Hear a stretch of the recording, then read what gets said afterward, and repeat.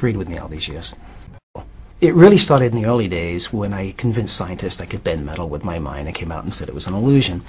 At that particular time, I'd had a pretty rough life. I was abandoned when I was 9 years old with two brothers, a year old and 3 years old, raised by myself till I was 15, went off to find my real father, moved to the United States with him, moved out when I was in high school, had 3 jobs when I was in high school.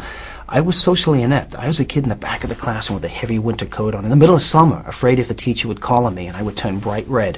I bought a gallon of milk one time. It was sour. I was so socially inept I couldn't take it back. And then all of a sudden I started bending metal and doing these things, and all the students were stealing all the silverware from the cafeteria, bringing it to me. I got suspended for 2 weeks as a result. The school went to plastic silverware until I graduated, but I found a home and I opened up. And I still had 3 jobs while I was in high school at that time, and I started performing. I found a home. The home was my stage.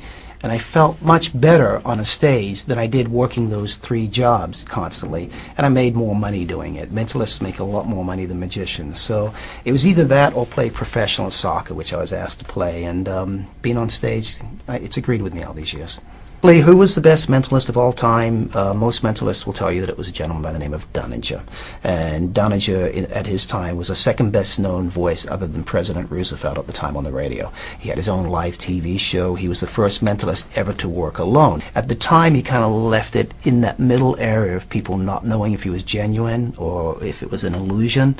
And he never really said himself, but he really liked it when people believed he was genuine because it really meant that he was doing his job the way it should be done. When I was a kid, Washington University was given $500,000 to study PKB, which is psychokinetic metal bending, and I applied, and for 4 years I worked with scientists at Washington University. They validated me as genuinely being able to move objects with my mind, bend objects with my mind, and after the 4 years I came out and explained it was all an illusion.